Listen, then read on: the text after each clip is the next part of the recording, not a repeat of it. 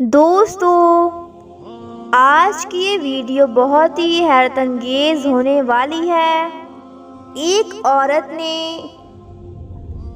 ایک مردہ عورت نے قبر میں بچے کو جنم دیا۔ دوستو، آپ دل تھام کر اس ویڈیو کو دیکھیں اور جانیں کہ کیسے ہوا یہ واقعہ نظام الدولہ کی تحریر میں درج ہے۔ ان کا کہنا ہے کہ وہ ایک مرتبہ لاہور آئے ہوئے تھے۔ وہ ایک ہوٹل میں ٹھہرے۔ ان کو اس ہوٹل میں ٹھہرے ہوئے لگ بھگ 1 مہینہ ہو گیا تھا۔ میں میانی کے قریب رہائش پذیر تھا۔ میانی ایک جگہ کا نام ہے اور وہاں پر ایک قبر موجود ہے۔ میں وہاں معمول کے مطابق فاتحہ پڑھنے جایا کرتا تھا۔ ایک دن میں جمعرات کے دن قبرستان میں گیا تو ایک دبلا پتلا سا بچہ میرے سامنے آ گیا۔ ایسا لگ رہا تھا کہ اس کے جسم میں گوشت ہو ہی نہ۔ میں نے یہ پتہ کیا۔ پتہ کرنے کے بعد یہ معلوم ہوا کہ وہ ادھر گورکن کا بچہ ہے۔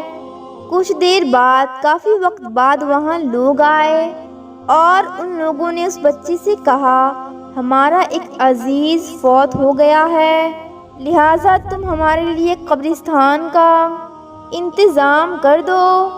اس کے بعد اس بچے نے کچھ عجیب و غریب حرکت کرنا شروع کر دیا۔ وہ تمام قبروں کے ساتھ لپٹ جاتا اور اپنے کان لگاتا، قبروں کو سونگھتا۔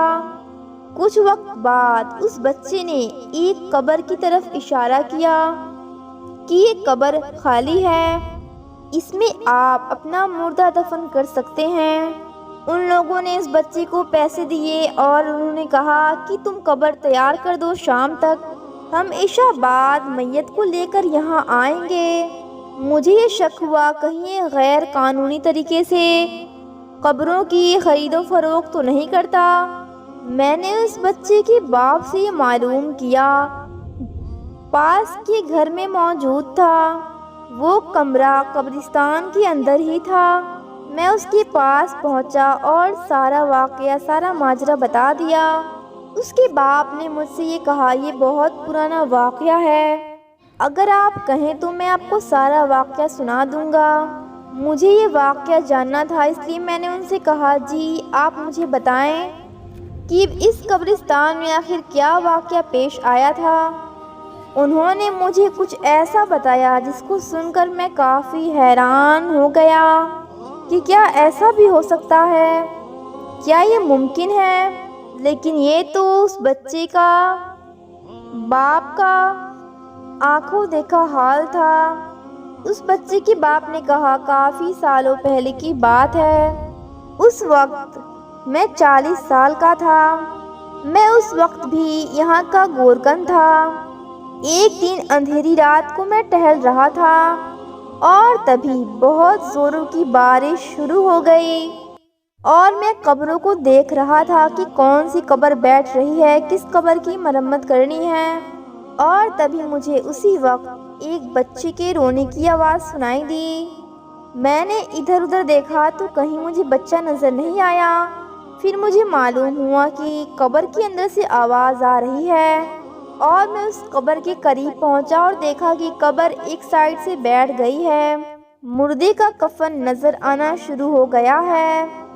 میں نے غور سے دیکھا اور یہ محسوس کیا کہ قبر کے اندر سے کوئی حرکت ہو رہی ہے اور میں گھبرا گیا، مگر پھر بھی میں نے ہمت کی اور اس قبر میں اتر گیا کہ آخر دیکھو ذرا کیا معاملہ ہے۔